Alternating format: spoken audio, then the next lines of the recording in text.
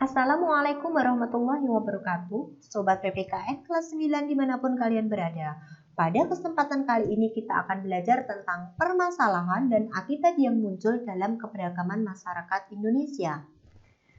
Menurut Suryono Sukanto, masalah sosial adalah suatu ketidaksesuaian antara unsur-unsur kebudayaan atau masyarakat yang membahayakan kehidupan kelompok sosial, di mana masalah-masalah sosial tersebut muncul akibat terjadinya perbedaan yang mencolok antara nilai dalam masyarakat dan realita yang ada. Nah, masalah-masalah sosial yang dihadapi di dalam masyarakat itu disebabkan oleh beberapa faktor.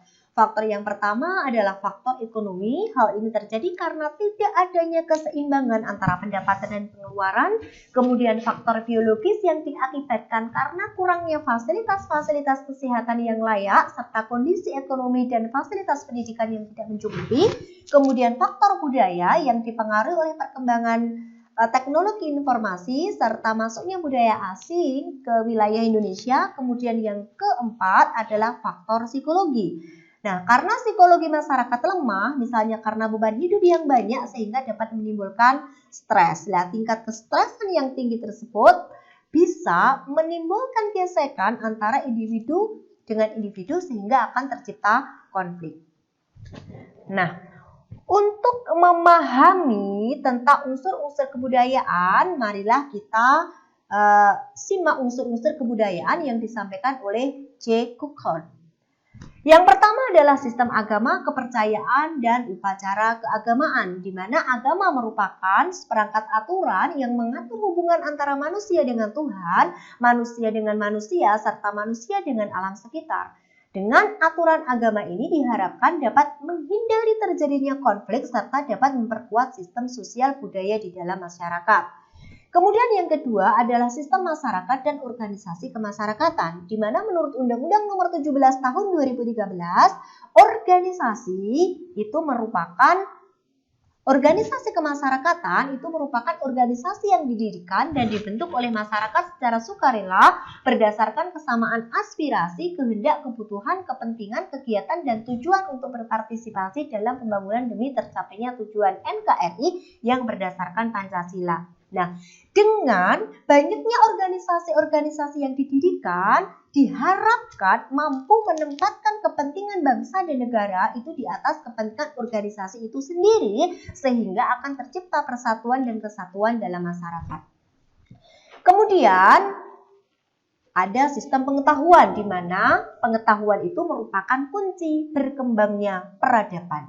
Nah, pengetahuan itu dapat diperoleh dari 3 lembaga. Ada lembaga formal, misalnya sekolah, kemudian akademi, kemudian universitas, dan lain-lain. Kemudian ada informal, itu misal ada kursus, dan lembaga non-formal itu merupakan ilmu pengetahuan yang didapatkan secara otodidak di lingkungan masyarakat. Nah, dalam sistem pengetahuan ini ternyata timbul suatu permasalahan, misalnya terjadinya kecurangan dalam memperoleh ilmu pengetahuan. Seperti contoh, ketika ujian banyak ditemukan siswa-siswi atau peserta ujian yang mencontek. Kemudian kita temukan pula adanya ijazah palsu untuk melamar pekerjaan dan lain sebagainya. Selanjutnya adalah bahasa, di mana bahasa itu merupakan alat untuk menyampaikan pesan, baik secara lisan, tulisan, maupun lambang-lambang tertentu, di mana penggunaan bahasa itu dipengaruhi oleh globalisasi dan perkembangan komunikasi. Kemudian ada mata pencaharian atau sistem ekonomi, di mana sistem ekonomi itu merupakan suatu cara yang dilakukan oleh sekelompok orang sebagai kegiatan sehari-hari dalam memenuhi kebutuhan hidup. Misalnya ada mata pencaharian petani, kemudian nelayan, dokter, dan lain sebagainya. Kemudian ada permasalahan yang muncul dalam sistem pencaharian ini. Ternyata masih banyak masyarakat yang menggunakan cara-cara menyimpang atau cara-cara inkonstitusional dalam memenuhi kebutuhan hidupnya. Misalnya ditemukannya oknum pejabat yang melakukan korupsi, kemudian ada sebagian masyarakat yang mencuri, merampok, dan lain sebagainya. Kemudian ada sistem teknologi dan peralatan, di mana teknologi itu merupakan sarana penunjang hidup manusia agar lebih mudah. Nah, permasalahan yang timbul itu adalah masih banyaknya peralatan teknologi yang harus diimpor dari negara asing. Nah, itu merupakan suatu tantangan tersendiri bagi bangsa Indonesia yang dikaruniai sumber daya alam yang sangat potensial serta sumber daya manusia yang banyak. Nah, kita diharapkan mampu untuk memproduksi teknologi-teknologi tersebut di dalam negeri. Kemudian ada kesenian, di mana kesenian itu merupakan kemampuan akal untuk menciptakan sesuatu yang bernilai tinggi. Nah, permasalahannya ada sekelompok masyarakat yang mengatasnamakan seni, namun dalam mengekspresikannya itu tidak mengindahkan norma-norma di dalam masyarakat.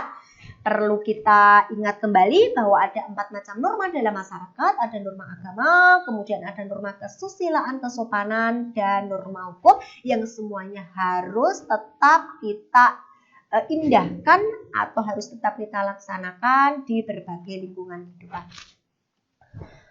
Cukup sekian materi kita pada kesempatan kali ini. Selamat belajar. Saya akhiri dulu. Wassalamualaikum warahmatullahi wabarakatuh.